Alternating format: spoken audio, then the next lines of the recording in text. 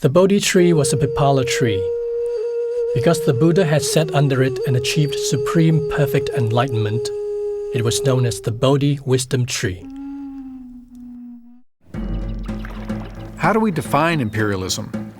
At its beginning, imperialism was informal in nature and at root an economic relationship exerting control over a territory. Imperial powers imposed their design on peoples by mapping out spheres of influence, areas of economic interest. But in the early period of imperialism, they did not usually have political control within these colonies. Over time, however, through a combination of gradual encroachment, economic penetration, violent conquest, and religious missions, a nation-state could more fully implement its rule. Focusing on the stories of the Portuguese influence in Brazil, the Dutch and British strongholds in South Africa, and the various effects of the Western presence in China and Japan, the complex impact of imperialism around the globe begins to unfold.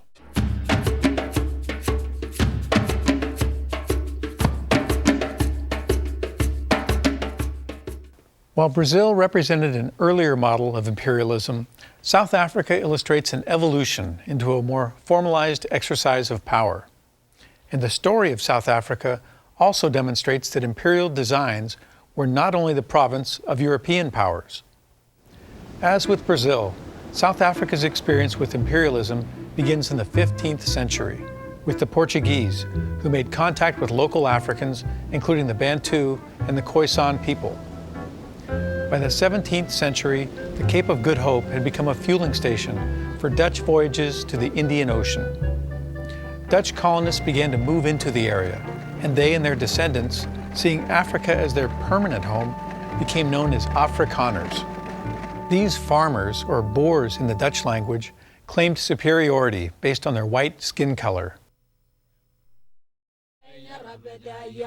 Sir, this is an answer to your letter of 24th October, as regards the request you made to me as to the territory. I am almost inclined to cede it to you. But in the first place, I desire to say that a great number of cattle have been stolen from my country by people having clothes, horses, and guns. The Zulus assure me that these people were Boers. My request is that you recover the cattle and restore them to me. Signed, Chief Degani Umgungun Bluvu.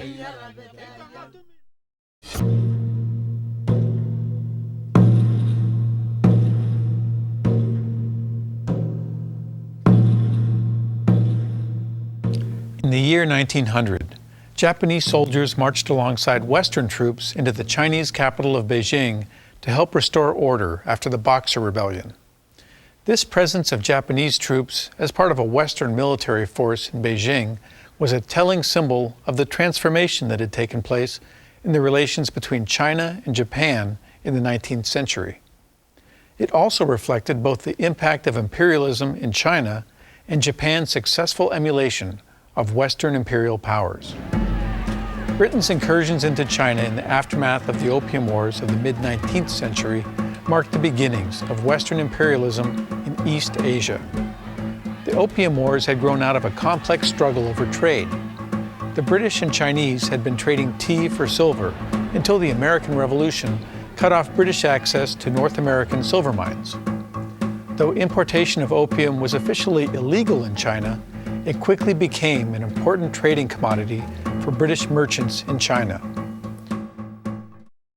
I'm curious, in terms of Paul Revere's painting, what, and if you would please raise your hand, what virtues did you guys observe, or what was the connection to the painting? Monica? Well, I think especially it was sincerity, because it kind of shows the connection of who he is and what he's accomplished. How can teachers develop close reading activities that will dramatically improve students' understanding of American literature? I feel that, basically, he's very in tune with his work, and a serious look on his face shows that he might be thinking of future inspiration. Interesting. Yeah, the geography of the teapot, close to the heart. That's fair. Now, how does that tie into the virtues, or what we saw Franklin liking? We talked about industry. Like I said, he holds the teapot close to his heart, therefore he feels that his work is very important to him. All right, so that's an Exploring example artifacts in of the what you classroom will do. can help students The develop a paintings that you deeper have understanding here, of the Paul historical and cultural setting of literary works. During this interdisciplinary workshop, you will learn a 6-step process for using primary source materials in the classroom. Each video in this series features teachers learning the process for the close reading of artifacts and then follows them into the classroom as they adapt and apply it to their own curriculum.